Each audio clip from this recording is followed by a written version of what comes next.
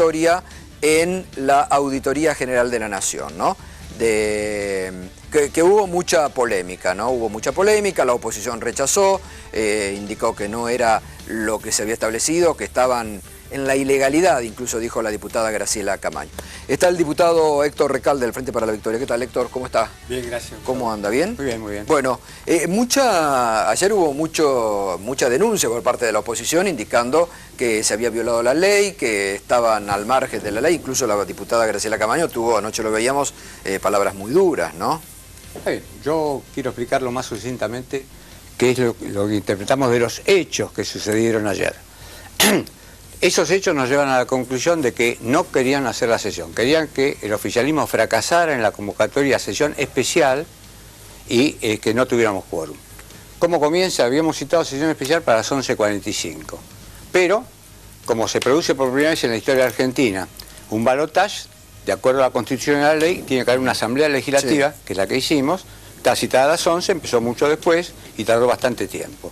Con lo que acortaba, es decir, prácticamente se había comido el tiempo para hacer la sesión especial. De todas maneras, con una cosa muy cordial entre la oposición y el oficialismo, inauguramos un busto en el patio de los presidentes, en la planta baja, del presidente Kirchner, sí, al lado del presidente Alfonsín. A nosotros realmente nos pareció un símbolo de que podemos convivir, pese a las diferencias ideológicas, etcétera, etcétera, honrando a dos presidentes de la democracia.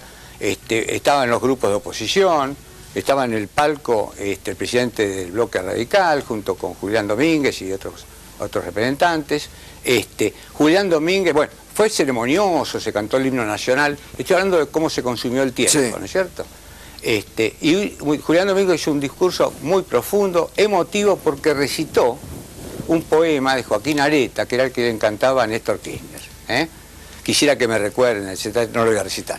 Bien. Bueno, ¿qué quiero demostrar con ahorrenos, ahorrenos. Por eso quiero que reconozcan que le estoy ahorrando tiempo. Además soy malo para recitar. Por eso, más que el tiempo. Sinteticemos. Eso fue tiempo, bueno, fue pérdida de tiempo. Pero ¿qué pasó con los hechos? Voy a los hechos, porque el primer hecho... tomaron por asalto la sesión para una jura que no estaba en vamos a ver cómo saltamos. Llegamos al recinto, teníamos quórum.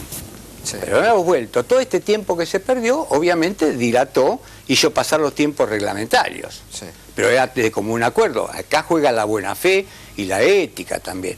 ¿Cuál fue el primer planteo que hicieron? Esta sesión no puede realizarse porque transcurrió el tiempo reglamentario. ¿Cómo? Y la Asamblea Legislativa y los homenajes todos juntos a Néstor Kirchner, al lado de Raúl Alfonsín. O sea, tenían la intención de, primero, que no tuviéramos quórum, que no fracasamos. Y después esta argucia reglamentaria que no tiene ton ni son. Además, en labor parlamentaria ya se había hablado el día anterior que se iban a votar la designación de los dos consejeros, de los dos auditores de la Auditoría General de la Nación, que nos correspondía a nosotros. Esos auditores eran Lamberto y Brusca, y habían vencido su mandato. Ya estaban en la auditoría. Habían vencido su mandato junto con Pernasetti el 5 de septiembre. Cuando vencen, en realidad tendríamos que haberlo nombrado después del 5 de septiembre inmediatamente. Pero ¿qué pasaba? Había elecciones. Y las elecciones legislativas podrían alterar quién es primera minoría y quién es segunda minoría, porque la primera minoría tiene derecho a dos auditores, Brusca y Lamberto en ese momento, y la primera minoría, uno, en ese momento Pernasetti. Y nosotros, es decir, eso se habló en labor parlamentaria, no era un proyecto de ley que tenía que estar en el orden del día, era una votación para elegir nuestros representantes. Eso se hizo, no hubo alteración de la composición porque cambiamos dos nuestros por dos nuestros. Hicimos bien en esperar, porque si hubiéramos perdido la elección, y si hubiéramos tenido, porque acá se dice muchas veces alegremente que Scioli perdió la elección. Scioli y Zanini perdimos en la gobernación de Buenos Aires. María Eugenia Vidal, a quien felicitamos, ganó la elección. Pero Scioli sacó 7 puntos más que Macri. Y en la nacional, en las provisorias, eran 2,5. ¿Se acuerdan que iba a haber fraude? Denunciaba Macri fraude, pero no hubo fraude. Y cuando se hizo el definitivo, en vez de 2,5, teníamos 3%. O sea, Scioli ganó. Y ganamos nosotros porque somos la primera minoría, tenemos 112 diputados frente a los 43 que tiene el radicalismo y 42 que tiene el PRO. Ahora, lo que dice la oposición es que podrían haber esperado hasta la constitución del nuevo gobierno para nombrar si los presidentes los presidentes no integran la auditoría. No, pero del nuevo Parlamento. La presidencia del nuevo Parlamento y también. el nuevo Parlamento ya está elegido. Sí, está elegido, pero no está en funciones. Claro. Pero no importa, todavía no. pero está elegido. Y somos nosotros, el bloque Frente para la Victoria. Pero va a cambiar la composición de la... ¿Pero qué pasa? Pero son compañeros. Nosotros tenemos una orgánica. Nosotros conversamos con quienes son compañeros nuestros electos, los que vencen mandato, conversamos Ahora, todos. pero supongamos... Somos, la verdad, nos quieren dividir. No lo van a lograr. Pero Héctor, supongamos que cambia, porque la auditoría es un órgano que la presidencia le corresponde al partido de la oposición. A la oposición. Está después que tiene mandato. Exactamente. ¿Hasta cuándo tiene mandato después? Creo que bastantes años, porque... Pero ¿qué pasa si, supongamos, hagamos una algo hipótesis hipotético? de conflicto. Si gana Macri, después tiene que seguir... de conflicto si gana Macri, porque la verdad que pensamos que gana Scioli. Pero si gana Macri... Después sigue en la... Y seremos oposición. Pero después lo que establece la tiene ley... que cambiar ahí y justamente tiene que ir de presidente de la auditoría alguien de la oposición, que sería alguien del Frente para la Victoria. El presidente no tiene que ser un opositor. Claro, lo lógico sería...